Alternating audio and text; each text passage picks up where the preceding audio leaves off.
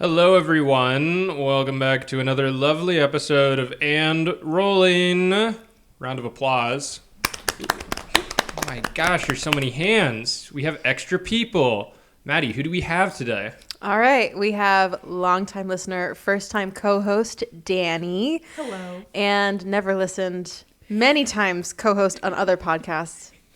Do you want to go by Nick or Gibbs? We can do Gibbs. Gibbs. Okay. All right. Otherwise, Danny won't know what to call me for the rest of the podcast. That's so. fair. There we Gibbs. go. Also known as Danny's husband, so everyone knows the relation. Yeah, So he's a nepo baby for the podcast. Yeah, I've never listened once, so obviously I needed another qualification to get on. there you go. What did we see today, Maddie? Because that's what we always do. So we'll just stick with that. All right, we saw Project Hail Mary. Wow. You want to give us a summary? Yeah, but feel free to jump in. We are following Ryan Gosling, who plays Dr. Ryland Grace. He's awoken on a spaceship and realizes he is very far away from Earth. He's trying to piece together who he was and why he's there. And he realizes through a series of flashbacks and current kind of in the moment on the spaceship montages that the sun is dying. There's this thing called a Petrova line, and it's a kind of like a highway of mini particles that are feeding off of the sun and dimming it, which is impacting Earth in that, global cooling, global colding. Mm-hmm. What are we going to call it? An ice age? Yeah, that would be too. a good name for it. Okay, all right. But ice ages are natural. Well, this is natural. Life is natural, and the Petrova line is live. Things are happening. he is a science teacher back on Earth before he joins up Project Hail Mary. And his students ask, what's the Petrova line? And a very good way of getting through the exposition, he kind of explains it to his class and to the audience. And that same day, this woman from Eastern Germany comes in and recruits him to look at some particles from the Petrova line, which he names astrophage. And he is selected because he had done his dissertation on whether or not non-water-based life could exist. And he is a former microbiologist, but he's been disgraced because he called the leading scientist, disgraced, the leading scientist in his field a waste of carbon. Who hasn't? I mean, Being very a hater relatable. pays off. Lovable. That's what I call our enemies of the podcast. A waste of carbon. A waste of carbon. So he starts working on this project. He's able to recreate how the astrophage breed, which is helpful. The ship that they're sending to the one lone star that isn't impacted by this infection, they want to know why that's happening. So if we could replicate it here and keep, life on Earth changing irrevocably. So then... this is a problem with the movie. It flashbacks all the time. Yeah. So it's like I feel like kind of chronological makes the most sense to just kind of fill people in. Because next up was Yeah, the just- encounter with Rocky. Yeah. Oh, yeah. Yeah, that's true. Yeah, but I was going more chronological. Just do chronological Okay. then. I mean, people will see the movie and you'll realize it's not in the It is story, so- interspliced. Just know that. So Conveniently, for dramatic effect. yes, and so for realizations that mean a lot to him as his story progresses in space. Yeah. There is a funny TikTok, however, where it's like, I like kids. I spend a lot of time with kids, and I'm a teacher. Oh, thank God I'm a teacher. No I know. You don't see him having that realization, but he does have this whiteboard where he's like, who am I? And he's like writing down things about himself. Okay, so he Apparently joins up. he's good with cilantro. We did Just see that on the important board, note, yeah, that he's That's- okay with cilantro. I missed that part completely. So I'm glad that someone... Not everyone is. No. Strongly. Important. My board would be immediately like, no pickles. Yeah. First thing. So he joins up with the mission and kind of becomes the leading scientist in astrophage biology. They are planning to have 3 astronauts go to Tau Ceti, which is the sun that's immune to this infection, and deliver back results by 4 probes. They won't have enough fuel to make it home. But in the last second, like right before the launch, some of the astrophage explodes and kills the scientist. So the Eastern Europe, the German woman, who's like the head of Project Hail Mary, she ends up putting him on the ship. So he doesn't choose to go, and that's pretty important later on. He's in a coma. They travel essentially to Tau Ceti, and then he wakes up. And when he gets to Tau Ceti, he notices that there's another ship in the sky, which is shocking. There's a very fun montage of him interacting with the ship at first, and then you see him make contact with the alien Rocky, who looks like a rock crossed with a spider. It's all in the name, you know? Yeah. And together they work to figure out, they realize they're there for the same thing. Both of their sons are dying, and they are working together to figure out how to, they're working together to figure out why that's happening. Yeah, you got it. Yeah. They're working to figure out why it's not impacting this specific sun. Yeah. So they do a couple science experiments, and then they end up realizing that there are microbes on the sun that are acting as predators to the astrophage. They need to collect a sample because they think that they'll be able to introduce that to their own sons and protect their sons, and everything will be okay. Technically, they're introducing it to other planets connected by the Petrova line to the sun. There we go. There you Perfect. I'm pushing up my glasses. You guys can't see it. But. That's okay. So thank you for that. And then they're going to do this big experiment to collect the Taumiba, which is what they call this little predator. Yeah. And things start to go wrong. They end up entering the planet's atmosphere. The ship starts to break down. It's very tense. The theater got very quiet. And exactly. Finally, silence. Well, that's what I expect the whole time. Yeah, with a big asterisk on that, which we'll get to in a second. But they make it out because Rocky is able to, he leaves his little enclosure, which is set to his atmosphere, and is able to bring Grace to the med bay. He's able to get the ship back to where it's not in any danger anymore. He is incapacitated for a while. It seems like several days. In the meantime, Grace does all of these experiments. He's able to kind of find the solution. So when Rocky wakes up, they split it up and they go their separate ways. But a little bit after that, so there wasn't enough fuel to get home, but Rocky has donated some of his fuel that will allow Grace to arrive back to Earth. Once they split up, there's a bit of a problem in that the Taumiba have become accustomed to the material of their enclosure, and they're able to break free. And he realizes that Rocky won't be able to figure out how to solve it just because of the material his ship is made of. And so he sends the 4 probes back to Earth with the solution, and he course corrects and goes to save Rocky. He finds him. It's all good. They go to Rocky's planet. Rocky sets up an enclosure for Grace to live. We see him in like this other montage then of him waking up in the morning on this alien planet. Rocky comes to visit and is like, the scientists here are ready to send you back home. And Grace says, can I think about it? And Rocky says, think a long, long time, which is different from when Grace was asked to leave Earth to go on the Project Hail Mary. He's like, can I think about it? And Strat, the German woman, says, you have 3 hours. And then it ends with him, a teacher of the Iridian planet. The baby Iridians. Yeah. They're very cute. They're adorable. And he's back to his true calling. There you go. That's the movie, more or That's less. it. We nailed it. What thoughts, everyone? Round the table we go. Maddie? What did you think? Well, I was nervous to see this because, as we've previously established, I get very existential with anything. And so in the promo with the whole son dying, I was very much like, this will not be for me. But I'm glad I did see it. We've actually seen it twice now. Let's clarify. Maddie and I have seen it twice. Yes. Danny and Gibbs have only seen it once with us today. So there we go. Both times were delightful. I really enjoyed myself. There you go. Yeah, I was very excited. I had this recommended by a couple people, and early on seeing the trailers, was giving less hopecore than it actually was. So I was very glad that people told me that it was hopecore, because I probably wouldn't have gone out of my way to see it otherwise.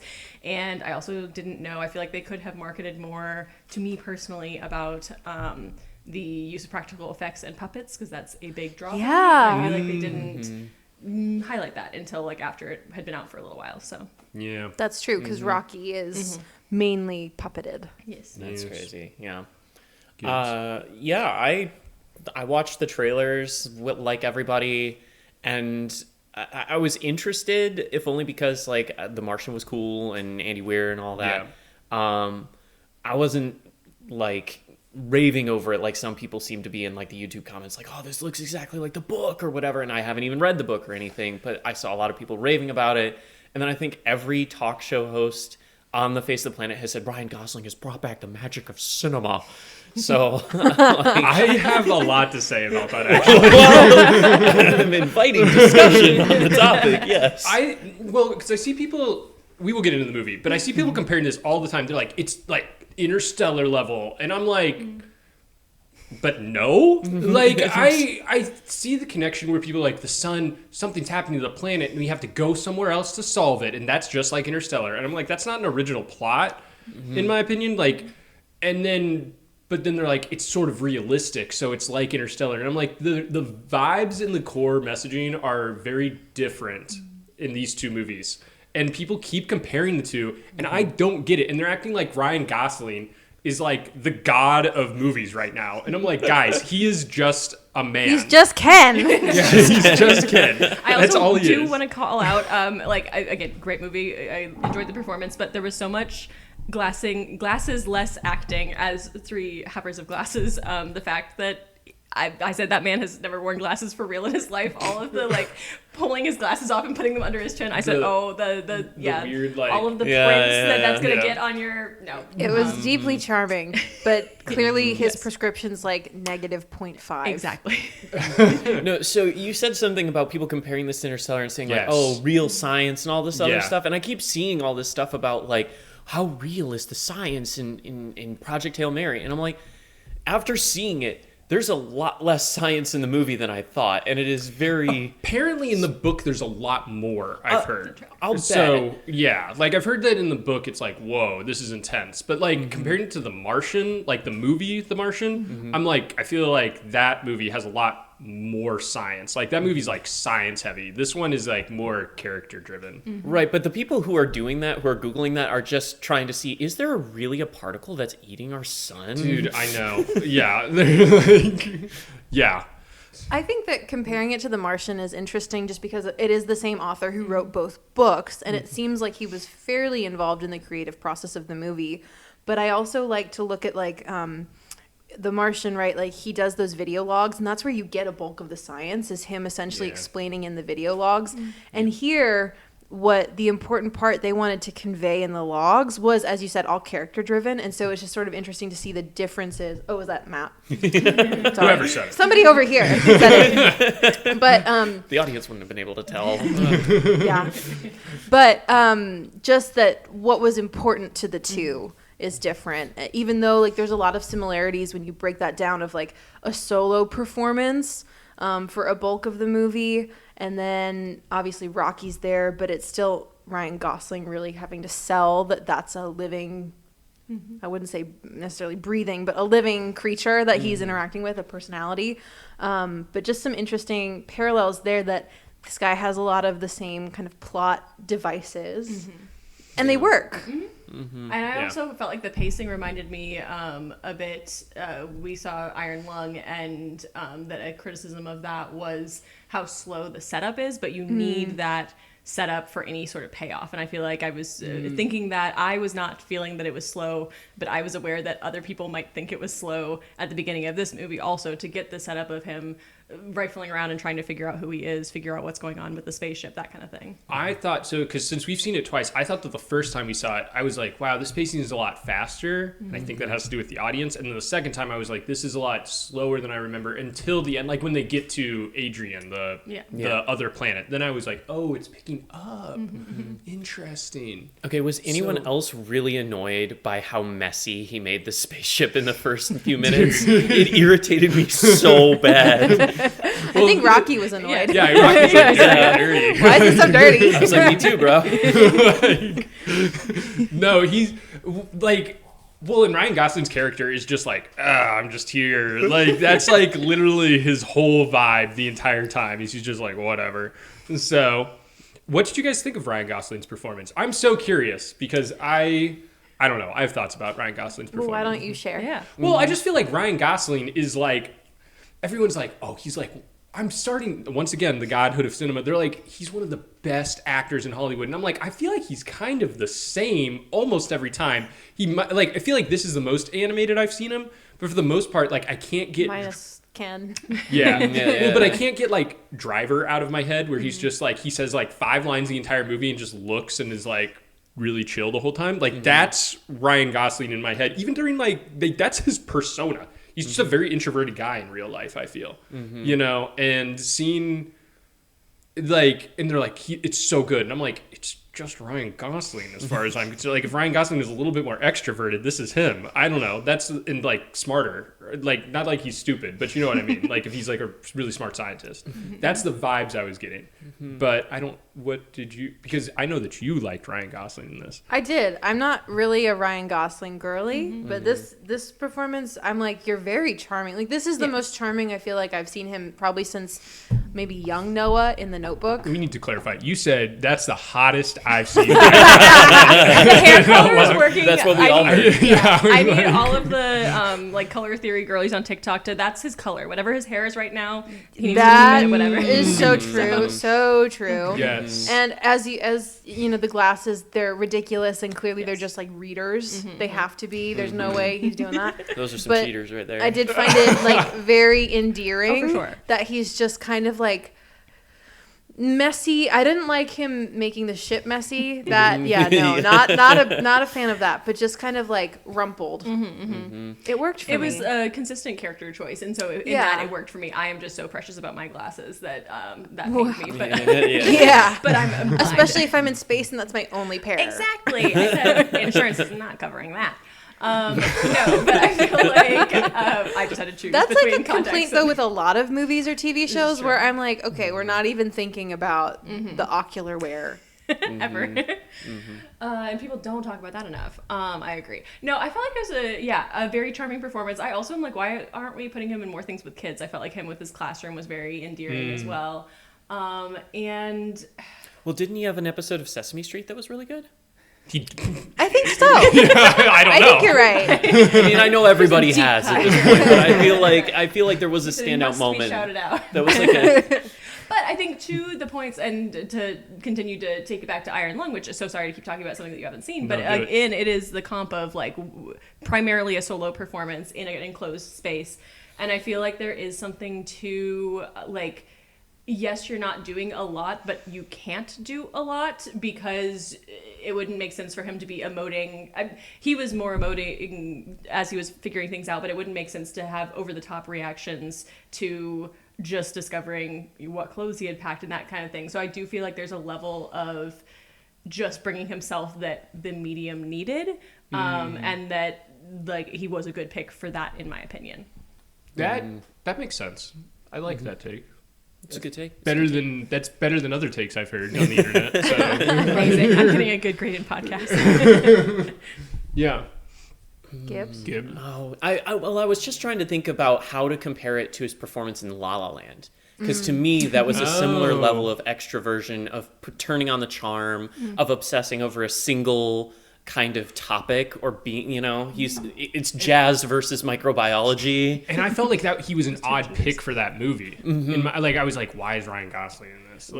But then he does have this way of portraying a hyperfixation in a way that, like, I actually want to listen to Ryan Gosling explain stuff. That's true. Yeah. Yeah. It felt very like when you think of the best teachers you've had, he definitely was like evocative of those to me, in that when someone's really doing something that they're passionate about and sharing it with other people, there is like, even though I get very nervous around the sun dying, I was okay with him explaining it to me. I also feel like they explained the sun dying very poorly, because I think what they're trying to say, the sun isn't dying, but the astrophage is reproducing so quickly that it's blocking out the sun. It's absorbing the infrared light in order to move. Right. Yeah. And it's like, and therefore, and because it's reproducing, it's like covering up more of the sun, causing cooling, but they're like, the sun is dying. And I'm like, no. Like it's still there. It's a very like sensational thing, and that's true to life too.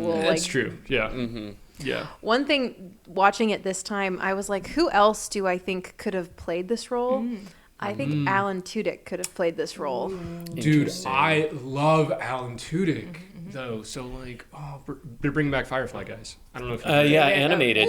Yeah, I know, but I'm kind of like, it's been so long, I'm like, just let it die. But I don't know. Everybody, like, they've got the whole original cast. This is such well, except for the dead ones. Well, yeah, R.I.P.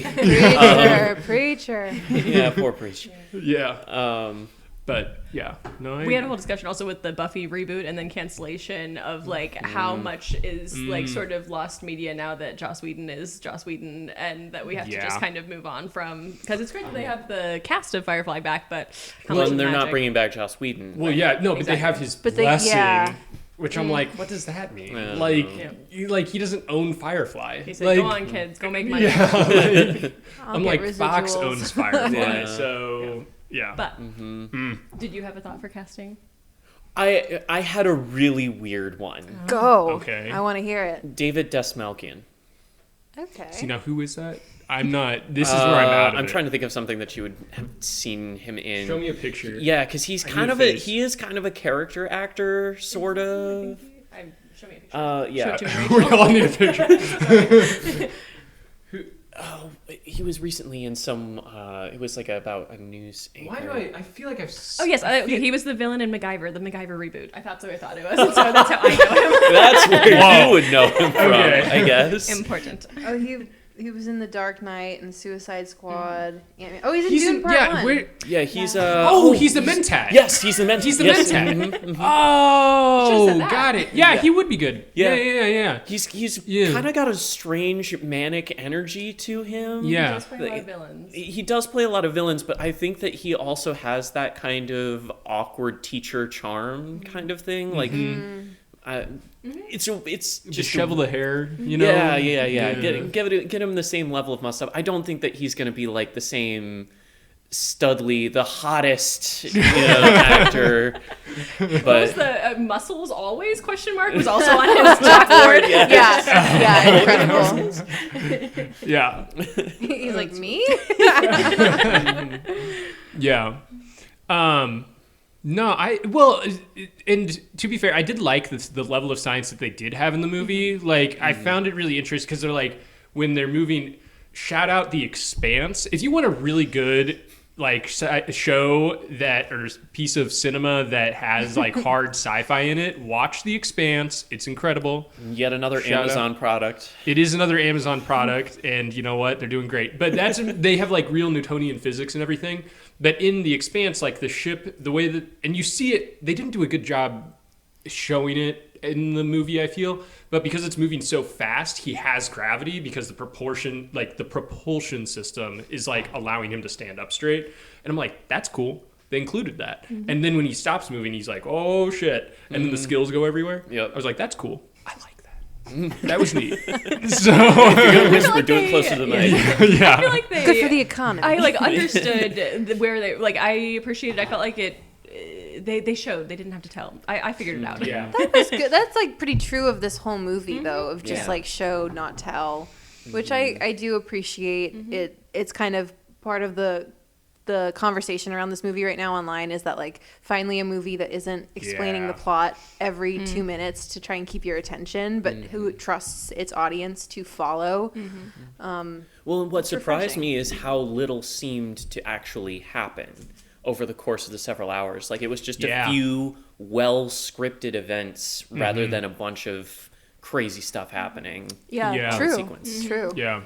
I don't know. I'm a big behind the scenes girly, and as soon as we got the tickets for this, my algorithm started showing me things. But James Ortiz is the puppeteer for the head puppeteer for Rocky. I believe also the voice question mark. He is. Yes. He is. Yeah. And I saw a lot of interviews with him where he was talking about it was really important to him to be on set with Ryan all the time, so that there was a lot of riffing going on, and so a lot of their stuff is.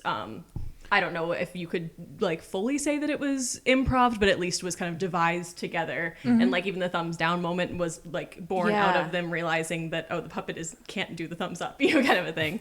The scene where they're talking about their mates and everything, and you go, Rocky hate Mark. That's improvised because apparently Ryan Gosling's friend is Mark, and he's like one of the production guys on the set. And they were like, we'll just like do it to make fun of Mark. And then he goes, Rocky hate Mark. And it was like, okay. There's also a good James Ortiz cameo. He's one of the presenters when he's watching the news report about discovering the Petrova line. And then, right? And then something else is that his daughter, Ryan Gosling's daughters, were on set too, and so sometimes they would fill in for Rocky. So he said that when he seems really charmed by Rocky, typically that was footage of his daughters talking as Rocky and him responding to them. Adorable, right? If that's true, that's incredible. How did we feel about Rocky? Loved. Amaze. Yeah, not since BB-8 have I been so charmed by a little creature. I love the design of all the alien elements, like the whole xenon knitting thing, and like the moment when Ryan Gosling first reaches the ship, and it's just got these weird stone-like patterns and everything, and then the way they echo that in Rocky's design was just so good. I like how they etch, like they carve things into his skin as like a tattoo, it seems like, instead of like a patch that you would sew into clothing, it's like etched into him, which is cool. I liked that. And I like the end when they go into his ship and he communicates via echolocation, and like he's clanking on things and it's like musical notes and he can see the ship that way. And I was like, oh, that's cool. It was really creative and like a breath of fresh air, right? I will say, I have been asking for a movie that's like, I'm sick and tired of the two-legged, like head, two arms alien. And I was like, cool. Like they did do it. I don't think it's perfect because I do feel like they humanize Rocky too much in a lot of ways. Like they have to because it's a story, but I am like the way that Rocky's like emoting and everything, I am like, oh, like this is a lot of ways a human reaction to it. I did like in some at the beginning when they're like figuring out how to communicate, I really liked the times when like he thought he was tapping on the glass when he was actually pointing kind of a thing, and I feel like that was fun because it was subverting the expectations of that's what it looks like to us, but like whether those movements meant something different to him kind of a thing. I liked too that Rocky was so advanced in some ways, and so sometimes the humanity was the dumb one, but then other ways like it felt very measured, that there's not one being that's like, oh, I'm the overlord, and you know what I mean? The first time watching it, I was like, wow, Rocky is like way smarter than Grace. And then fully. The second time I was like, it's a little more even than I thought. The fact that they don't know about radiation. They know how to do interstellar travel, but they don't know what radiation how do they not know what relativity is? That's what blows my mind. Yeah, because I'm like, there's a huge time dilation thing that's happening here, and they're just like, and I'm like, huh? Like, you just understand intuitively how I this can understand works, how they don't know what radiation is necessarily, because like biologically it might not be as important to them until they're like in space, maybe. But, like, it affects them. So, I know. That was weird. I was what? That is the one thing about that whole... I don't know. Yeah. Well, yeah, because I'm like, they clearly know the speed of light. They know how far they need to go. Like, so you have to know what relativity is. Like, you have to know time dilation and like gravitational waves. I'm like, what? How do they not understand? Maybe it's more explained in the book too, because I don't think any of us have read the book. True, yeah. Yeah, which is great. So we have an unbiased opinion. We're not coming into this. The book was better. Yeah, literally. So, well, and I've been seeing so much comparisons to the book online about this. I'm like, guys, like, I don't know. This goes back to my Wuthering Heights thing where I'm like, judge it on its own and not against the book. And I feel like on its own, it's still a good movie. Mm-hmm. So, this second time around, I really liked Strat a lot more. And that's the head of the Project Hail Mary. Mm-hmm. And I think like when I was watching it the first time, I hadn't seen any of the algorithm, like the videos. I had been very under a rock on this movie, intentionally so, because I did not think it was for me. But just the foiling of her and Rocky in relation to Grace, I thought was done really well. And not so overt that it felt clunky, but nice touches kind of throughout that show his growth as a character. I like her. She's a very serious-driven lady, so which makes sense. Yeah, the whole karaoke scene was a bit strange, but I liked it. Well, how was it? What did you think was strange about it? It just expand on that. The Expanse coming on Amazon. Watch it. It was just an interesting choice of song, and just seemed like an interesting. What's the word I'm looking for? She kind of entertained Grace's proposition of like, come down, or like, why aren't you singing? Like, she turned a comment of like, why aren't you singing, into, oh, I'm gonna go sing. You know? Did you feel like it was out of character for her, is what you're thinking? Kinda, yeah. Okay. Yeah.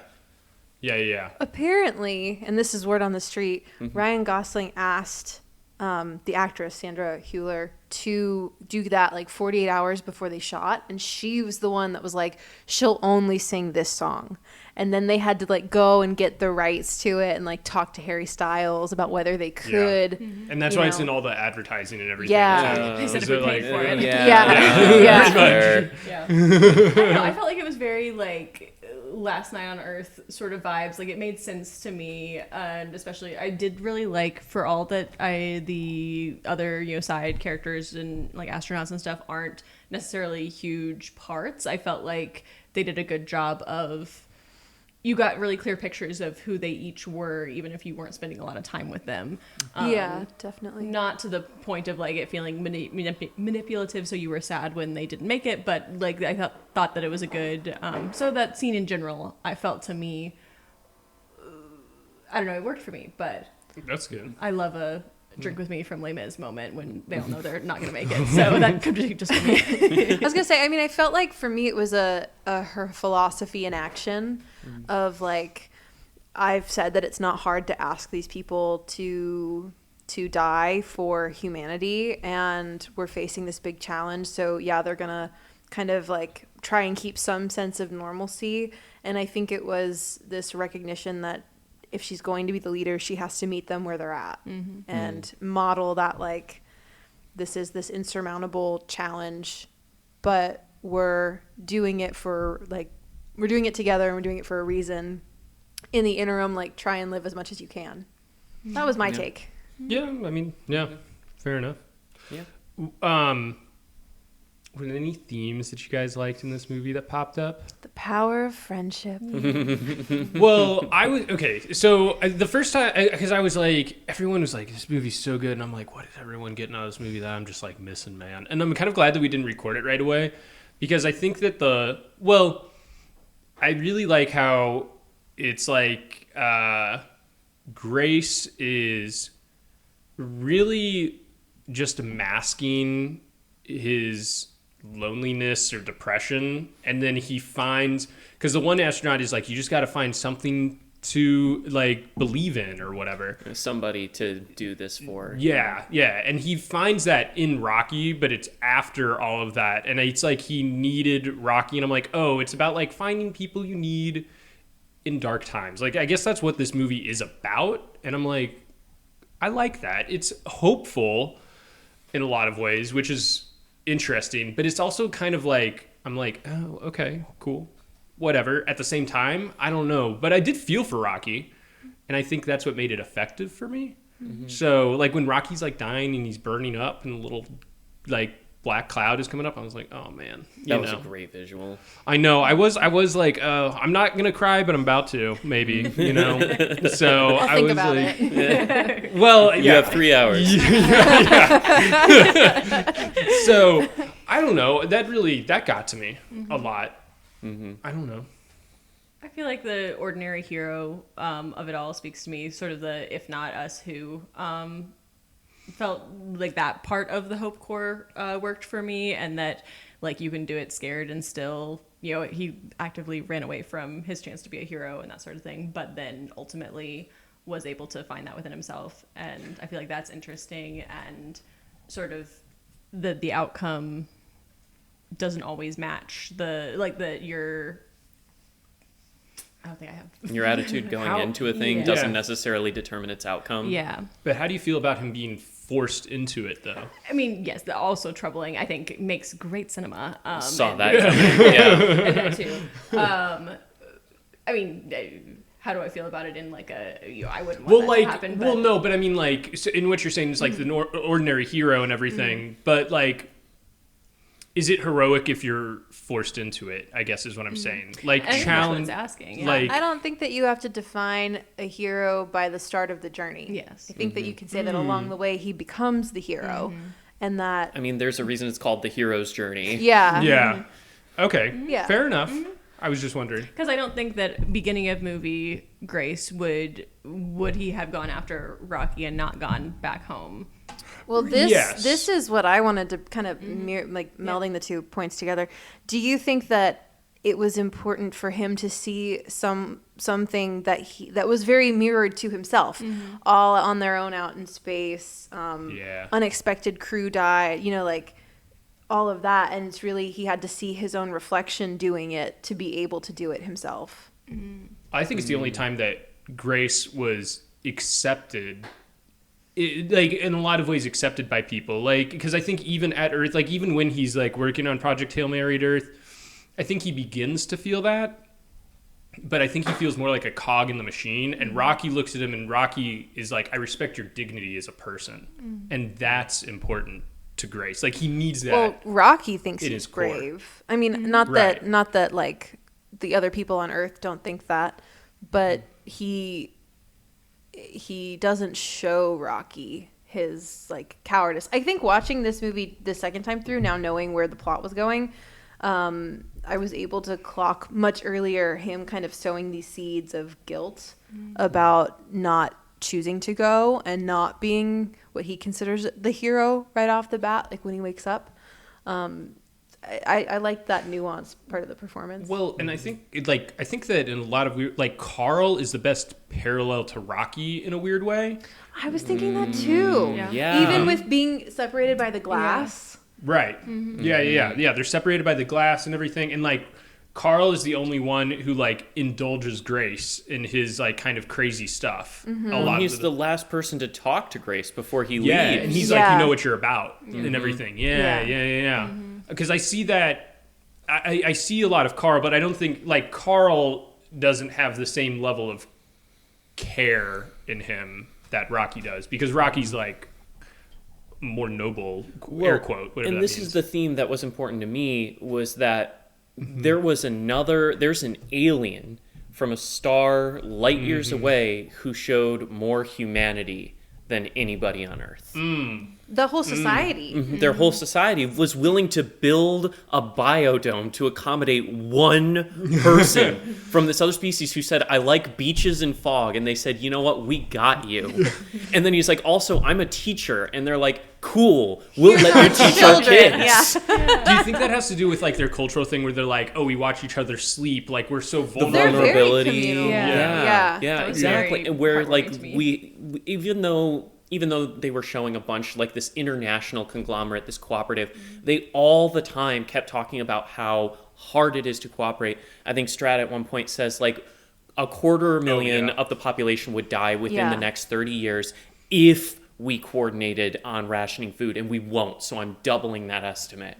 It's like there's never any community shown or any recognition for communal work in the Earth segments. And every time you see Rocky, it's all about like the community. Truthfully, when we see the council for the first time on Earth, I was surprised that they were like multinational, because I was assuming it was just the U.S. government. Yeah. And they just had some rogue East German woman. You know? This is where I'm like, where Andy Weir's like bizarre like hopism like philosophy comes in, and I just like, this is where I like disagree with him, where I'm like, I don't know, I'm just too much of a cynic in that way. Like, I understand what he's saying, that's great, but I'm like, Well, to that point, something that's referenced visually in the movie, but I didn't know about it until after, is that when you see her 30 years later in Antarctica or wherever she is, she has a V tattoo on her neck with a line through it, which indicates that she was tried by some like tribunal here on Earth and was sentenced to life without parole.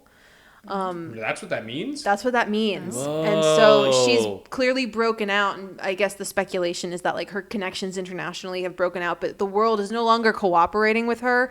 She's operating on her own. But she also does something in the book that I've learned, is that they detonate nuclear bombs under Antarctica to release methane to try and warm the atmosphere. For global warming. Yeah. And I think the idea is that then once that's happened, that's when everyone starts to turn on her, and she ends up with that tattoo. But That's crazy. Interesting. Yeah, do you think that was Antarctica, or do you think that was just like the Atlantic or something? I don't know, right? Isn't that crazy? I think it's just supposed to be the ocean because it's so cold. My first thought initially was Antarctica, but yes, you're probably right. It's probably like Hawaii. Just like out there. Like, We've commissioned a new icebreaker for Hawaii. Yeah. But I mean... Aloha. Yeah. I mean, maybe Andy Weir is saying a cynicism thing, because he's saying, like, you have to be alien to be compassionate, but, like, not at the same... You know what I mean? Like, he's trying to encourage better in humanity, obviously. But, like, he has to show it in an alien society for us to even grasp that that's possible. Where you're like, oh, yeah, maybe. Very the love in the monstrous of it all. Yes. Call back to the Frankenstein episode. Totally. And I do think it's also pretty cynical to say that the only time we could work together is complete and total planetary collapse. Yes. And even that's tenuous, you know, but like just the suggestion that like that's the, I don't know, the condition. Right. Yeah. Grim. I would love to, if we are done with this, I would love to bring up, I'm on craft TikTok as a fiber artist myself. And so I would love to, Yes. I didn't know if you had points on. Well, go ahead. And then I had some. Okay, Yes. amazing. So, Are we going to be talking about Ryan Gosling's hats throughout the movie, Well, which the were sweater. fantastic? The sweater. The sweater. Okay. Which I was with ages. you. I was Yes. like, This time, I didn't catch that the first Yeah, time. no, I thought that was really lovely. Yeah, so the sweater is a vintage pattern. So sorry. Sweater is a vintage pattern that originally has wolves on it, and the paw prints at the bottom are bloodied. And they had decided, we think that as they were pulling costume options, they thought that maybe it was a little too violent and maybe not a fit for a school teacher and that sort of thing. But when Ryan Gosling came in, he really liked it and wanted to use it. And then they ended up. I forget the sequence of events, but they ended up redoing the pattern, and that's when they made it into a fox instead. They kind of made it a little bit more cartoonish, and it's sort of like its tongue is lolling rather than it snarling, that sort of thing. Also, I didn't know if that's, obviously like the pattern originally was a wolf and then it turns into the fox, so that's an easy comp, but also thinking about canines and like the patron saint of one-way trips and that sort of thing, like the dog in space. Yeah. So, Is it Leica? Yeah. Yeah, you got it. Yeah. Yeah. Interesting. I didn't think about that. That's very interesting. And that sweater, I mean, first of all, it's a dope sweater. And you can buy the pattern now to make it, but they aren't selling it. I maybe looked into it. They are not merchandising this movie enough. Where are all my Rocky plushes? Exactly, not enough. Rocky plush. I want that T-shirt of the cat sitting on the Golden Gate Bridge.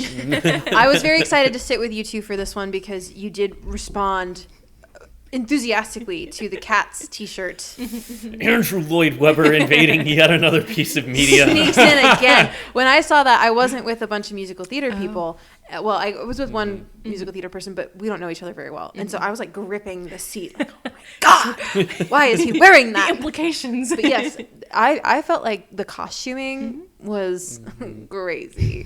Many things I would have walked off that set with, I think. That bodysuit with all the tubes coming out of it. Yeah, specifically like the ass tubes. Yeah, that's very June. that's what Very I want. Apparently in the book, because we saw it with someone who had read the book, and she was saying that apparently there's been like 15 minutes in the book, at least in the audiobook yeah. version, talking about where he's like waking up from the coma and he's like, what's in my ass? What's in my ass? And I was like, that's to be all fair, I'm thinking if I had woken up and there was something up there, I would too be like, have I can't do questions. anything until I figure out what's happening. But that's the thing, is like he says, screw you, robot, I'm just gonna go explore on my own. He's got all these things dangling from him. I'm like, aren't you uncomfortable? And then you're like, your first thought is to dig out the vodka rations. Well, yes.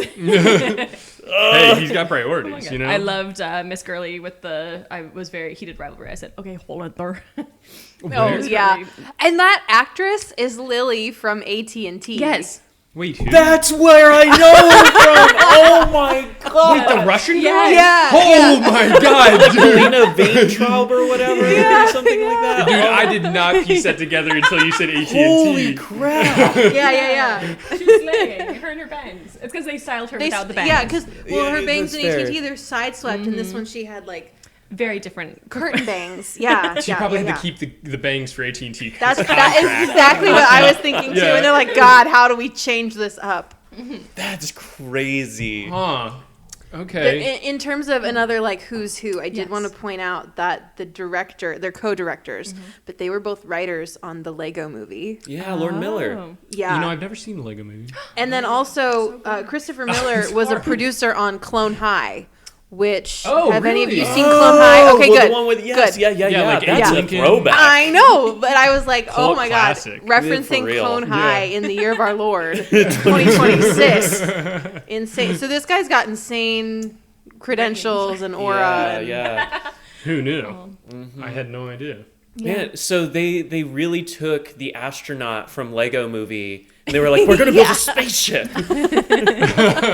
That's the only clip from Lego Movie that I've seen where he's like, okay, I'm gonna build a spaceship. And he like freaks out. That's the only clip I know from that movie. They were like, we could make a movie out of that. Hey. Who do we know? Who do we know? Really quick, do we want to talk about the audience? Because I've been tiptoeing yeah. around this whole Yeah. thing the Oh, whole Tiptoe no time. more. Tiptoe Indulge. Okay, so we saw this 2 times. The first Yeah. time we saw this, guys, We were at the Music Box in Chicago, which, Chicago. if you've been, is old kind of theater. a historic theater. They have like a Wurlitzer organ, Yeah. and usually an old man will come out and play it before. We have one of those back up in Michigan Yeah? at the Redford Theater where my mom used Okay. to go as a kid. So Nice, same yeah. experience. Classic. Yeah. Yeah. The people behind us actually in this showing came in, and I heard them be like, "Was this a church?" Which is very funny because it's clearly like an old movie theater, kind of like a ballroom scene where very ornate, but not a church. Clearly not a church.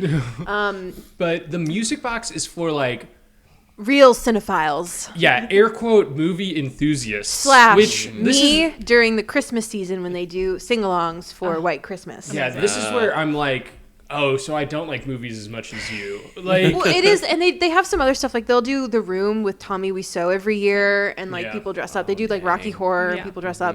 They'll do oh, there's another thing that they do. Oh, like I saw Little Hours there, and Aubrey Plaza came to talk. So there's some stuff that's like very cool and very Yeah, yeah. accessible. Yeah. But then yeah, you do just get these like film freaks. But the people who saw and Lissa, who you haven't Dear Maddie from, or spoiler alert in the future here, but anticipate it. Stick around. But Don't touch that dial. she was like, people at the music, because I was sitting next to her, and she was like, people at the music box are different. And I was like, okay. And like we were watching the previews, and people were like dead silent. And I was like, it's the trailers. Like I was like, whoa. Her whole thing is that people at the music box, the audience emotes like way too much. Like they're trying to Yes. prove something. And like, They and get it. This I've not.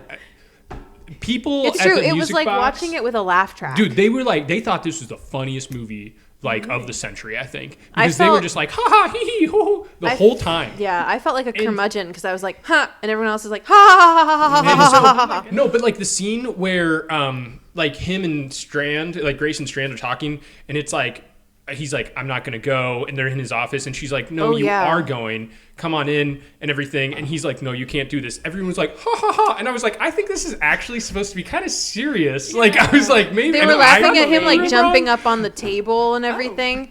Which there were a couple chuckles in this where it was like, haha, but I think it was like more of a nervous laughter sort of a thing. I was like, Yeah. that seems appropriate. In this one, no, it was like people laughing They out again, loud. and they just laughed at everything. Yeah. Yes, This movie is funny, Yes. but it is funny. girl, not that funny.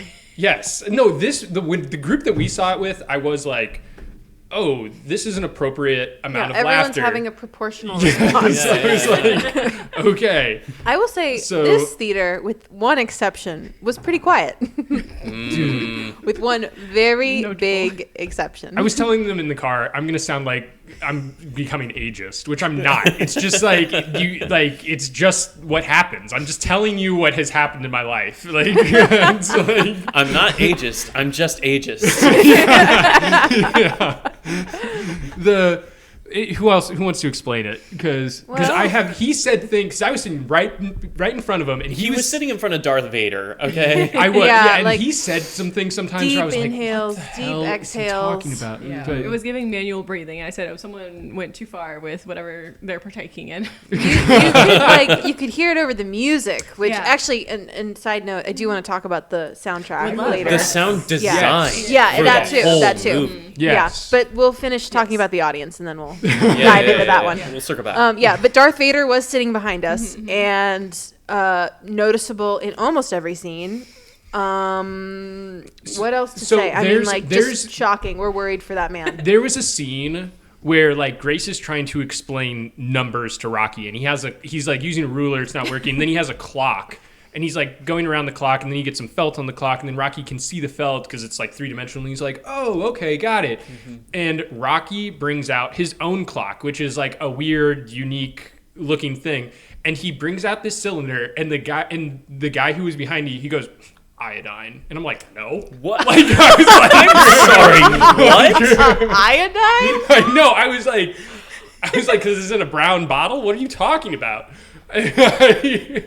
I think this person was consuming something else from a brown bottle, if you know what I mean. And then there were several other times in the movie where like a joke would happen, and it'd be like, literally 2 seconds later, he'd be like, and I'm like, guys, like you are. Based you on the gotta way he was keep up. breathing, he was on Like- death's door. This was his final last wish, was to see Project Hail Mary with us. Yeah. This was his Hail Mary. Well, and then there was the coughing fit over to the. Oh, Maddie and I just locked eyes, and I said, "This is going in the pod." I didn't look over. I couldn't. This girl just started like hacking and it kept going on and there'd be like these brief pauses where you're like, okay, she's done. And then she'd start up again. It was giving. I forgot which tube the saliva goes down. I did feel bad for her. Like, we've all Yes. been there, Yeah. and that's And a it was horrible kind of a situation. quiet part. Yeah, which was painful. Like, way to break up the tension. But have you guys ever been there, like when you're like Yeah. watching a tense part and you can feel it like happening, but you're like, oh, I can't do anything. Oh yeah! And Once then- in a live performance, there was like a ballet No. situation going on. Oh, I was tears streaming down my face because I was holding it in. 'Cause I was like, I cannot ruin this, and it was horrible. Yeah. I had yeah. to do a recital where I was singing this big German opera piece and I had bronchitis and I was like I ain't got time for this. chronic coughing and this piece was like very breath heavy and I made it through somehow. And I was gonna say, walked, did you sing it as an alto? Like, No, it was like my normal mezzo stuff. okay.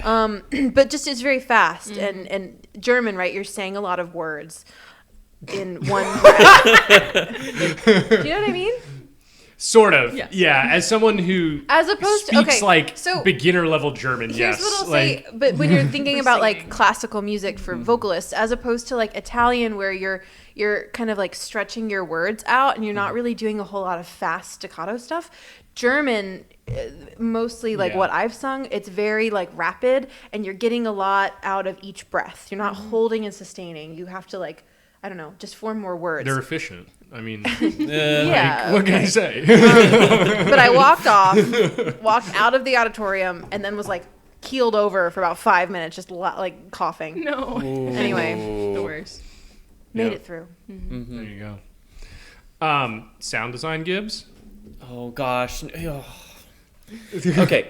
I mean, we have to at least acknowledge the fact that like sound mixing for movies is hard, Oh yeah. especially when you're talking about like translating something to streaming, when you're talking like about trying to figure out all the setups that you're going to play for. So like thank goodness for IMAX format, where it's like they know what they're doing. They know the setups that they're designing for, because there's so much in this that uses like sound negative space where Yeah. it's just the quiet. Yeah. And then like you can tell that the voices still sound the same. Like it's still the same voice, but hearing it in the like so many different environments is crazy. Like hearing him in the spacesuit versus hearing him in the spaceship versus hearing him on Earth, like it's so I don't know, immersive, I guess. Yeah. I'm curious to be like, what will happen? Because I know some, like, there's going to be an old person who comes in and be like, I tried watching Project Hail Mary and turned it up to 100. And I'm like, well, how will this sound on, like, a TV? Because that's how, unfortunately, the majority of people are going to watch this movie. And it's going to be like, oh, man. Like, as the years go on, I'm like, oh, this is going to sound so weird.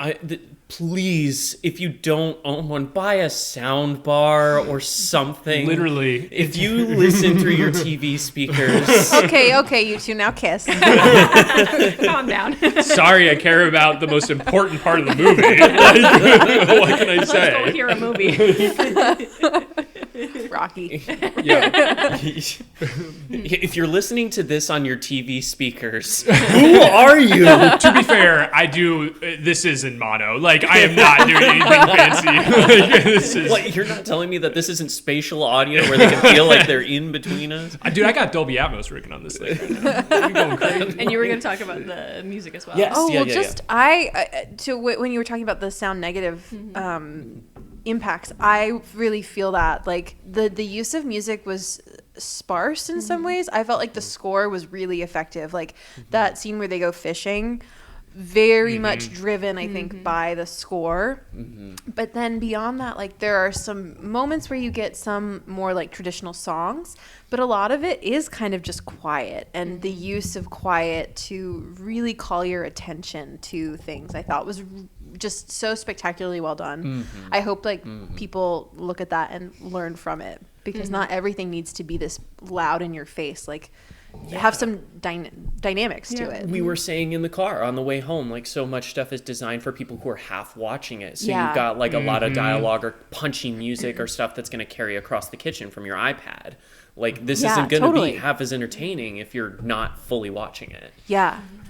I like the variety of music styles and choices that too. was the other thing that I was going to say. I saw another like story, like press junket thing where they, for that scene where he's cutting his ship free from Rockies, that's just some Maori girls choir that recorded an album in 2011. Yeah, it's like from back And they in the just day. like found, somehow someone found it and they sourced it for this movie, but that's kind of the caliber. They've got music from all over. And I felt like it was really effective for kind of making this feel very global. Well, and I like it because doing like that Maori thing. It's like they are like, I think it's supposed to be like we're sailing away. Like this is our like farewell song thing. And you're like, oh, okay. And like the music ties into those themes and everything. And I think it's also kind of, this movie is so much about communication when language isn't the same. So it's cool then to use music in that same way. Yeah. Yeah, because then they play the Beatles song where it's like, I'm going home, and he goes back to Rocky, which is now his home. Yeah. And you're Oh, like, that's okay. sweet. I didn't catch that. Okay. Well, and also just how like even if we don't get a whole bunch of like hearing Rocky's actual voice, but how musical like their language is, and I Beautiful. love also how like sign heavy or like movement heavy the language was as well. It was really beautiful. Oh, yeah, well, because they have the The ridges, yeah. ridge. Yeah, this is going to sound, it's like those ribbit The frogs, wood things, yeah, the frogs. the wood frogs. It's the same thing. I was like, oh, that's cool. But I'm like so curious about how they did that sound design for that in particular. I'm like, ooh, how? Okay, two things I'm Yeah. now dying to say. First of all, now I'm starting to draw parallels to Arrival, which is like. Fair. Yeah, now I'm going to have to analyze that one. I'm going to need to think about that I think that one. there's actually a lot of parallels to Arrival, actually, because of the communication aspect of it and everything. Right, but then also the circular nature of everything. Yeah. Like, I actually think Arrival and the latest James Gunn Superman are far more like the parents of this movie. I want to see the new Superman. Oh, haven't dude, seen you the new haven't seen Superman? that yet? Oh, you should watch it. It's good. It's not like the most amazing thing in the world. No, but it's it is very like, hope Maybe I'll core. listen to the Yeah. podcast episode first to get a taste for it. Well, we you know? didn't. we do one? We didn't record Yeah. one. That was during the wedding period. Yeah, where we were like, had a hiatus. That's fair. That's fair. Okay, second thing you want to say. Second thing I was going to point out. Do you guys think that that Rocky would have been more or less effective if they'd done more of what they did at the end with the projected subtitles and the musical language? I don't think so. No? No, I thought about this actually because I was like, how did they? I don't think it would have been as effective because it would have been a lot of reading. I think it would have disengaged the audience because like you could have heard Rocky's emotion through like but they would have had to completely redone how they voiced him, in my opinion. Because you do get some of those emotions when he's like really excited or something, but the more subtle things, like you need a human voice just for the audience's viewing experience, in my opinion. But I don't. Do you disagree with that? Notorious subtitle haters. I was so- going to say, because a lot of people experience movies with subtitles already. Yeah. Yeah. You know? I felt like I liked it when it was on the computer. I was like, oh, I'm seeing how it's going to be tiring blocking wise for Grace to have to keep coming back to the computer. But I liked it more when it was popping up on the computer than it was popping up on the screen. I just don't love... Like, so far, no way that people have done, like, texting in movies or, like, text on the screen really works for me. I agree 100. This is one of my hottest takes, is I'm like, if you have text in your movie, cut it out. Like, I don't care how you have to do it. Like, I hate it because it doesn't work. Right. And Unless it's, like, really necessary.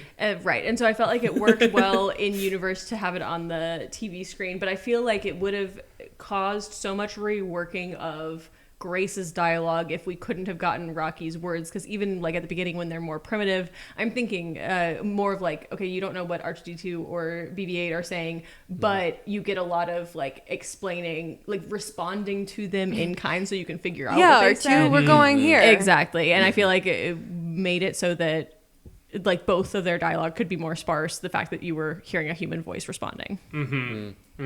Yeah. Did you have thoughts about that?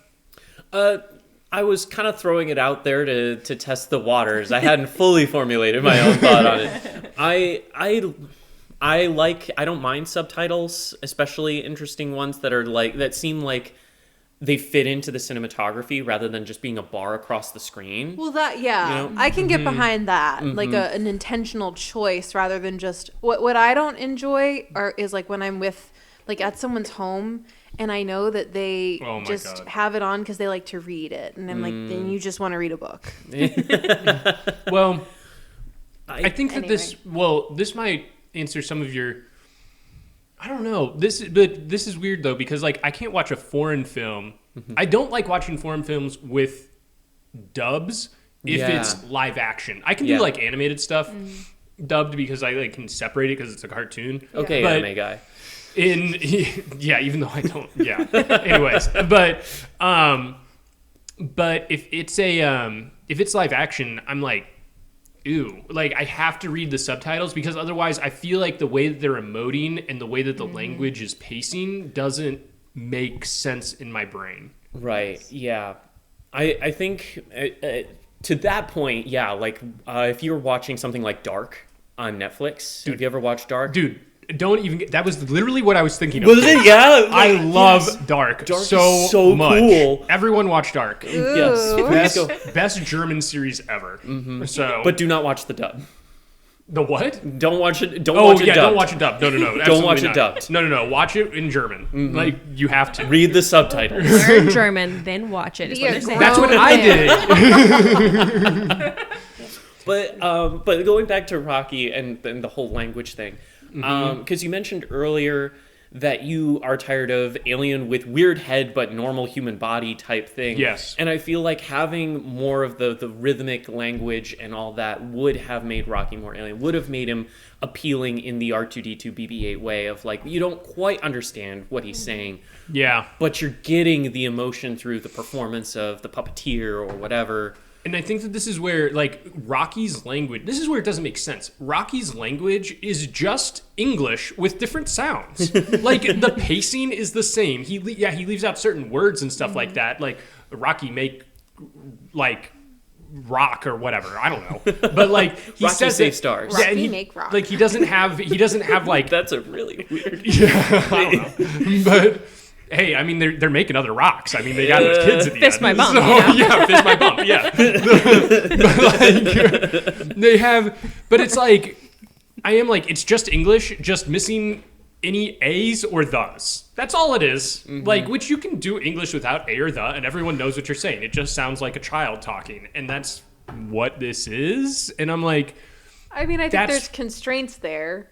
There are constraints, but this is where I was talking about where I'm like, oh, like they've humanized Rocky quite a bit. Where it's like it's just English. Like he's not actually an alien. Like he's just a rock that speaks English in weird ways. Arguably an important lesson for many people in this country to learn. We're all rocks, guys. We're all Rocky. Well, I was curious how was Rocky understanding Grace? I learned about Oh, this. good, amazing. Yeah. I learned that Rocky has many, many brains, like 6 or 7. So his Okay. computing skill is like so much faster than ours. He essentially is translating in real time. Yeah, he's like learned the language by the time he meets Ryan Gosling, basically, Well, apparently. cutie. Okay, which is how, like, okay, we don't need to build... He immediately understands Ryan Gosling and is trying to give him directions. And Which all Yeah. that. I did like how at the end of the movie, like they don't need translators anymore. They just like understand each other. And Yeah. Ryan Yeah, Gosling's like, oh, this is the language. This is what this sound means, and blah blah blah. And he can pick up on the subtleties and stuff. I'm like, that's cool. I mean, at that But- point, they've been traveling together for like 10 years on the Yeah. on Rocky's ship to get Yeah. back to Rocky's planet. Yeah. I do have a book not so fun fact, which is that he eventually runs out of food. And so the scientists Oh, I know about this. Yeah, on on Arid. Arid, they take his muscle tissue and they make hamburgers out of his muscle tissue, and he calls them me burgers. No Herder burger, but No Curter burger. oh dear. Huh. Is that more or less upsetting than a still suit? Less. I would rather wear a still. I would wear a still suit before consuming a me burger. Really? I would. Okay. I don't Interesting. think I could. Still suits are really upsetting to me. I have Still to suits really are so upsetting, and think I'm about afraid that. of cannibals, and I'm saying I'd rather eat a me burger. Is it cannibalism if you're eating yourself? Well, it's like it's I not. mean, your body There's a is different level already of- kind of consuming itself. yeah, it is right. Yeah, I mean, Oh, there's great. a lot of stuff happening. We are all cannibals. Wow, we're gonna cancel you. Problematic. Time Anyways, for yeah, let's rate it. yeah. no. Oh, okay, Dear yeah. Maddie. We We're have gonna do Dear the Dear Maddies. Maddies first. I'm sorry, everyone. I'm sorry.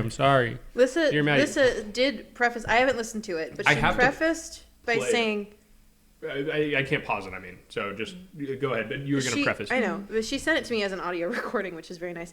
But she said it's more of a question rather than a hot take. Hello, Maddie and Matt. It's Alyssa. I am so excited to be sending in my first Dear Maddie. I'm a big fan of the podcast and have been stewing on what I would like to submit to you. I would like to say for the viewers, oh my gosh, not even viewers, the listeners who are listening to the podcast, I had just recently seen Project Hail Mary with both Maddie and Matt, and it was a wonderful time. I can't wait to hear Maddie and Matt's thoughts on it on the podcast. We debriefed a little bit afterwards.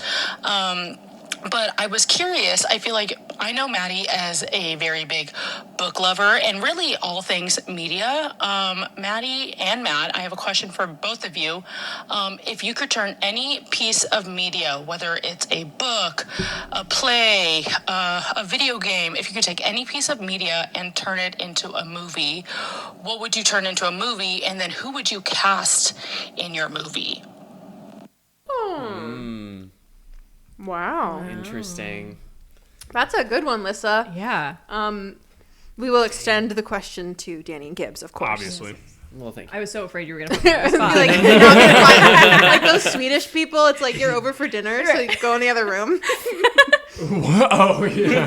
They'll like have their kids' friends over, and they're like, "Well, you're not eating with us," and they like send them to another room. Dude, I've thought about this where it's like if we raised our kids in like a non-Anglo-sphere country, how like weird we must be because it, like if I'm like we've been watching Studio Ghibli movies and like the level of respect, like I'd have the kids over, I'd be like, we're eating on the couch, come on, like I'd be like, get over here. I'd be like, they'd be like, oh, but that's disrespectful. I'd be like, we're gonna be disrespectful today, like get ready, like I'm gonna break your culture, like it's gonna be crazy. Such a good question. So this is my thought, and sadly it's been done, but it can be better. So in my opinion, I would do Halo, but do it good. Ooh. So Not a really hot take that can be done better. definitely not a hot take that Gibbs can is be like, done better. I've heard better. But as a big fan, I need that in my life. I need it so bad. And like we can just put Pedro Pascal in the suit and then just have Steve Downs do the voice like we would for the show. Like I don't care. Or just like people talk about like the expanded universe of Halo, and it's like hell. Like 90% of Halo lore now is like outside of the games. So just make a side story. It doesn't even have to be related to the main thing. I just want to see it so badly, and I feel like the next piece of great Halo media I'm gonna get is the Helldivers movie, which is in production. So whatever, that's fine. But anyways, that's how I feel because it's not even Halo. But Dude, an ODST movie? dude, that's what I'm saying. Do an ODST movie. Do you know how badass that would be? Oh my gosh. Oh, I'd be so cool. And you can, dude. If they want to make a movie that's really, really good, they need to make in Halo Evolutions. In Halo Evolutions, there's a side story called Dirt, and it is maybe one of the most interesting, like, internal philosophical thought processes I've ever read on paper. Where this guy, like, it follows his whole journey throughout like 20 years of like fighting a war, and they try and pull off this like bank heist thing, and like it doesn't work out, and like someone finds him, and he's like. This young kid finds him, who's like also a soldier because they're like 18, and he's like, "What is happening?" And he's like, "We're just fighting over dirt," but it's like deeper than that. Like there's a whole build up to that, but he's like, "It's just dirt, man." And they're like going through like an existential genocide, and I'm like, "Dude, that is like crazy." So it's so good. They could just remake that, and I would love it. So There you go. there you go. That's my take. Maddie, what's yours? Yes, and okay. I feel like this is such a big question. I'll come back to this later and be like, why didn't I say this? But right off the top of my head, I'm thinking A River Enchanted, that duology by Rebecca Ross. I'd also like to see Divine Rivals, her other duology / trilogy. But I'm not sure who I would cast in the main role, so I'm still marinating on that. But the other thing, so I'd like to see that as a movie, like a big blockbuster. But there's this book I read as a young teen called Hawk Song, one word. And actually, you and I should talk about this. I fear this I is feel like exactly it's that up Pedro your alley. Pascal meme where it's like, wait, you should know this. Yeah, you should know this. It's a weird like fantasy sci-fi where rival kingdoms, one kingdom they can turn into birds and one they turn into snakes, and they're deadly enemies. And so to promote peace, the female heir of the bird kingdom and the male heir of the snake kingdom have like an arranged marriage. Wait a second, didn't Suzanne Collins just write this book? You would think, right? And it's a trilogy, and then like their daughter, she is queer, and it's just like very interesting. I want that as like a CW, but back in the day, CW type TV show. And again, I don't know who I would cast, because for that, I think my ideal cast would be people. You know what? It'd be maybe like who plays Honora in? Mickey Madison? No, sorry, Honora from Firefly. Isn't that her name? What's her name? Oh, Inara? Honora. Miranda Bakarian? I want her to play Danica, who is the main girl from Hawk Song. Don't ask me about Zayn, the Snake Prince. Name I'm not one sure man. yet. Zayn from One Direction. That's my opinion. No. It's more of like a Draco Malfoy, Scorpius Malfoy type thing. But this vastly predates that. So, I mean, I hear text. Robert Pattinson is bleaching his hair right now. You know. no. It's already bleached. No. I saw the trailer. I know what's up. No. Guys, we saw the trailer too. I saw it in the one we saw before. I saw it in this. I'm like dying over this trailer. I'm so excited. Sorry, that's my dude. So I'm still thinking about actors. I might have an answer. I love that. I will definitely have thoughts later, but the first thing that came to my head, I loved this little book when I was a kid called No Flying in the House. And every time I talk about it, I feel like everyone acts like I've made this book up, but it's great. You should go read it. Shout out if you've heard of it. Yes, please. Engage in Put the it comments. Just please. yeah. I can't be Danny alone will in be the comment watching. section. Please talk to me. But it's like this girly who's being like this a child who's being raised, and she's part fairy, but they've been keeping that from her so that she doesn't.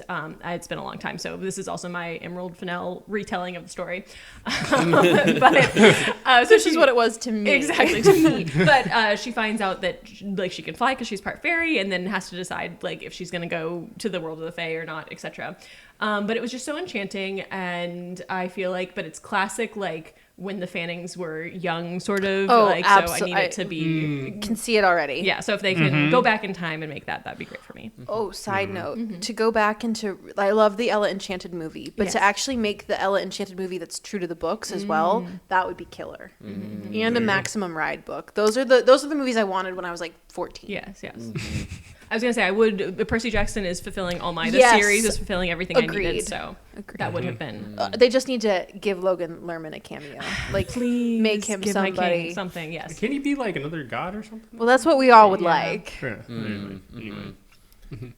Everybody just turned to look at me and sink. That was almost scary.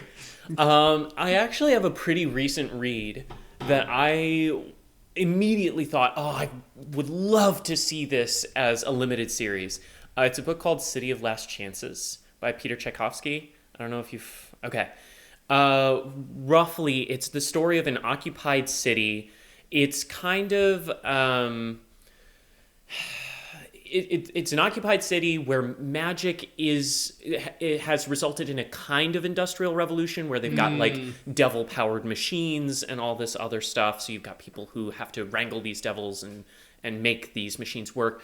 But there's also this one tavern bar at the center of the city that is connected to the last bit of magical forest that was before this city was founded and before the invading forces came in. And now this invading force, which is basically obsessed with perfecting the world and bringing all chaos to heel, want to figure out where this magical forest, where the portal in this magic forest leads to, and bring order to the worlds beyond it, and so on and so forth. But the weird thing about the way the book is written is that every chapter is written from a different perspective, but it's still written in chronological order.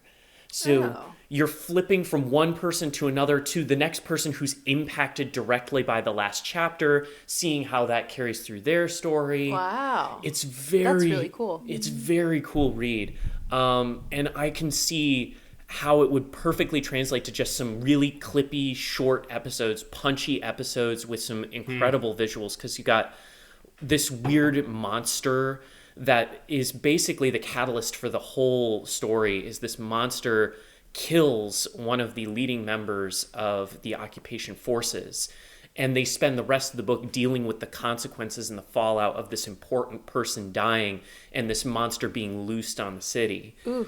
And just like it's described so weirdly in the movie, but I'd love to have it be one of those things where you just don't see it. You only see the effects of it passing. And there's this really cool segment where there's an old portion of the city that basically sits under a curse, where the ghosts of like the old nobility, the old ruling classes, possess anyone who comes onto the grounds of this part of the city.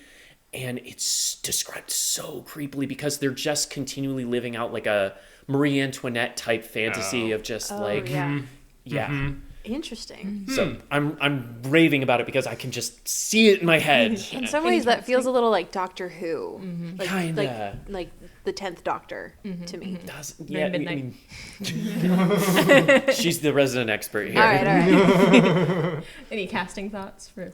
Well, this is the thing is like there are so many different characters. Yeah, that's hard. There's one character in particular where I can see J.K. Simmons doing it. He's like the leader of the union, basically the union that controls the factories and everything. And I can just see him getting so into that role because you need to be kind of intimidating, but you also need to be like really deeply wounded inside. He's like, they're paralleling his job with his like home life and everything. Like he's slave to a different kind of devil type thing. Oh, yeah. It's the only casting decision I've made so far. There you go. Wow. There you go. Very cool. Great question. Yeah. I like that. That was very fun. Thank you, Lissa. Sorry we couldn't have you on the podcast too, but another time. It'll I do happen. feel very much like, you know, those like when someone wins the award and they get to go like be in an episode. That's how I feel right now. An episode of my favorite show. So We've been trying to get Danny on for a long time. We thought maybe Hamnet. Just hasn't worked but then out. yeah. Yeah. So Yeah. the stars finally aligned. Can I help you? I want the blueberry. Would you? The very expensive blueberries. Yeah, they were. and they're lovely. Sounds Gibbs. like time to rank. What's your ranking of this movie? And we'll interrogate you if we have any questions so that we can get it in.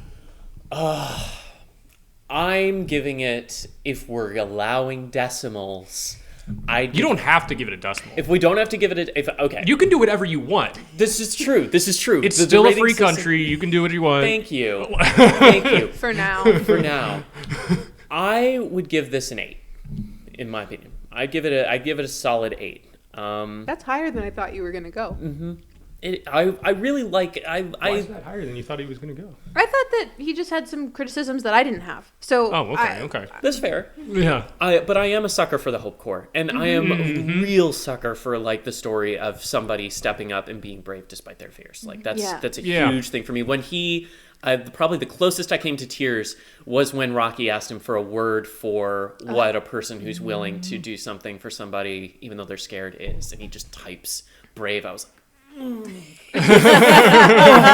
Manly tear. yeah. I'm not going to cry, but I can feel it. if a tear never falls. Yeah. There you go. Yeah. I would also rate it an 8. That's how I felt about it, which I feel like is lower than what I've been seeing. I've actually been very nervous to do this episode because when we were talking about what movie we were going to see, like we were just sitting on the couch. Maddie was like, "We're going to see Project Hail Mary again." I was like, "Oh, you want to see it again?" Like I was like, "Okay," because I don't think I liked it as much as the public. Or whatever that means, because the online void is so bizarre to navigate. Yeah. I feel like I have not liked it as much as people, but whenever I've talked to people, it seems like I'm getting kind of the same consensus. So I'm like, maybe I'm just reading too much into it, and I'm like just self-conscious about my rating of this film. But like that's kind of the same thing I felt like. I felt like I had a couple criticisms about it, but like when Rocky saves him and like when they're hugging and everything, I'm like, okay, got it. Like, you know, I'm like, I do feel something on the inside. Like, I guess, you know, that's fine. So Would you have rated it the same the first time you saw it? Yeah. I would have rated it the same. The second time I was like, maybe I'll like it more. I feel like I had the same emotions watching it the second time as I did the first time in terms, I mean, maybe in different parts, but like overall, I was like, yep, that's confirmation bias, I guess, for how I felt. So there you go. I think, not to follow the crowd, but I think an 8 is kind of where I was landing too. That's crazy. That's why I'm a little surprised that we're on the same I thought number. that you were going to rate it higher. I was like, I thought that you liked it way more than me. I was debating on a 9. The things that I loved, you know, I thought Ryan Gosling was obviously very charming, hot. I thought that the puppeteering was like incredible, and the visuals and just like the world building was very intriguing. My kind of criticism for Andy Weir movies is that women are second roles. And, that is facts. And True. I was kind of hoping for more. I thought that Strat was a really interesting character, but like she we don't see enough of her to really, and then I don't know, we don't see enough of her, and then the only other meaningful woman that we have is the engineer who dies, and she's got like 3 lines. So I would like more women in STEM. Fair. They're beautiful to me. But the production value was amazing. So. Well, see, hold on. Sorry. I know. I'm sorry, Danny. Give me a second. When your dad asked me, Maddie, your father asked me, there's too many people around this table. Your father asked me if he would like that movie. And I was like, yeah, I think you'd like it. I mean, it's the same guy who wrote The Martian. And then, because I wasn't that into it. And then he asked you, and you were like, "Oh, you'd love it," and I was like, I stand by that. Man. I do think my dad would love it. I know he would love it, but when you were describing it to him, I was like, "Oh man, I think she liked it way more than I did." I think and I got really- like really nervous. I got self-conscious. I maybe did like it more than you, but I have like a big criticism, which is that like it's white man saving humanity again. You know what I mean? Like Classic. just When will they stop? have they ever? I don't know. So yeah, I don't know. I did really like it. I probably did like it more than you, but kind of seeing The Martian and then seeing this, I'm like, you know. I think The Martian's better. That's my hot take. So there you go. Okay. Because I like the hard science in The Martian. So I have to say that I was literally thinking about my rating on the way home because I didn't want to be biased, and it wasn't 8 as well. And I thought that at first. But I feel like also I'm taking into account, again, as a longtime listener, to continue to flex that, like taking into account the movies that I know that you guys have rated higher than that are like also top tier, like God tier even movies. And so I feel like I'm so glad I got to see it in theaters. I was immersed the whole time. I had a great time. Again, felt aligned with the message. Can't wait to go reblog a couple gift sets on Tumblr about it. And so like really enjoyed it, but I don't know that I'll be like, oh, and my entire personality is going to be this. I'm going to like keep watching it. I'm going to keep engaging. I'll probably get the book on Libby at some point, sort of a thing. So I feel like a solid 8. Like, I want them to keep making movies like this. I want them to keep making movies with practical effects and with like a more uplifting message. Like, I want more movies like that, and that's why I rank this high. One of the reasons I rank this highly. yeah. So they'll listen to that and they'll make more. Obviously, this is one of the most important podcasts in we're Hollywood. up there. Yeah, exactly. Come on. They've been waiting for this ranking. Yeah, because everyone who's listening is sharing it with their friends and their family, and Right, we're getting exactly. followers left and right. That's what's happening right The now. TikTok as we is speak. crazy. I think TikTok more is crazy. former Milky Whites should be in movies, and that's my hot take. Yeah. I think that's actually, I'm surprised that we're all the same. I thought there would be way more conflict. So I'm like, whoa. One thing from our mini debrief that we had with Lissa, people that we saw it with initially were perturbed by how organized or like how decked out his classroom was on Earth. Did we have any problems with that? Personally, I was like, he's from the Bay Area. I don't know what they get up to out there. They got money. Like, You're also talking to two homeschoolers, so we said, that's surely so that's what true. schools look like. Okay, well, let me tell you, no. As someone who went to Catholic school, who like apparently they never have any money, it's like brown walls, man. Like in a couple posters. Like In my brain, it was like, to me, it was, he's the disgraced microbiologist. Like, give him some nice classroom supplies to keep him quiet, to keep him like, They're there. It's the apology gift. You know? Yeah. yeah. My 8th grade science teacher had pictures of orchids and pictures of former female students around the room. Ooh. Oh, good. Not former female students. Yes. Yeesh. Yeah. He did So- not have the realization of, I'm a teacher, thank God. And cut. That's crazy. No. He also would come to class wearing. No, don't do yeah, that. Don't gotta do be that. thumbs up for this. He would come to class wearing biking spandex. Oh, gosh. Classic. Dude. Yeah. just to give you that a just makes me think of visual. the IT crowd. See, and Ryan Gosling rides a bike in this But one, not but he like doesn't. that. But not doesn't for even stand there. exercise. Not for exercise. Not for exercise. Yeah, Yeah, let's So- make clarify. that clear. So It is kind of crazy to think about his students being like in their 40s by the time his science comes back to Earth. apparently, Rocky is at Tau Ceti for 46 Earth years before Yeah. Grace arrives, which means that like Grace is born and arrives there the entire time the Rocky about is an age alive. gap. I've seen a lot of Yeah. like horror posts being like when Ryland would look up at the stars, Rocky was already there waiting for Shut him. up. Stop. Gotta go reblog. Yeah, I was gonna say that's gonna be on Danny's reblog. That's an AU out there somewhere. Cheers. Wow, that's sweet. Yeah. I feel it's usurping your culture, but it's such a low hanging fruit. But the Hail Mary full of grace of it all, and Of the fact that course, he goes of by course. Grace. I said, Yeah. love, love, love. Is Matt realizing this for the first time? Yeah, I didn't think about that. That's a good. Yeah, I didn't think about it. That's a good one. Yeah. It's like, Thank you so much. Hand Okay. over your Catholic card. yeah. I saw one where it's a nun. She goes to see a nun. It's like Oh air yeah, quotes. she's like, I Yeah, love yeah. Easter movies. Yes. Excommunicated. Excommunicated right now. Anyways. Have you seen those nuns that have like a And sister, you are so good at that. Yes. Okay, now we have to guess. Wait, is that they're the ones who have the podcast, Yeah. right? Yeah, Dude, and they're they're really talking into about- Wingspan, guys. I'm Oh. so excited. They talk about Wingspan. They're all into it at the Wait, convent. the board game? Yes. What? I convent? know. What else The are they sisters are playing Wingspan, bro. Bird crazy. enthusiasts. Wait a second. Do we get them introduced to the dragon version or whatever that they have? No, that's too crazy. That's too No, crazy. is that too yeah, much? Yeah. Yeah, worms, Yeah. man. Dude. Wormspan. Thank you. Yes. Yeah. Yeah. You could maybe get him into the fish one. Well, what I love about the and sister, you're so good at that. It's talking about frisbee golf. Wait, what? That's sick. She's like, I love playing frisbee golf, and she goes, and sister, you are so good at that. And I love it. She's so earnest with it. It's so girlhood. That is hilarious. I love it. Okay. Anyways, that's Anne rolling, everyone. That's Hail Mary. Yeah, that's Hail Mary. Full of grace. Lord is with thee. Follow us everywhere: Instagram, TikTok, the whole shebang. Engage in the comments, share with your friends and family, or else we'll send you to Tau Ceti and not in a coma, so you're gonna have to live in loneliness forever. And Whoa. Waste of. Feel the existential waste dread. of Carbon.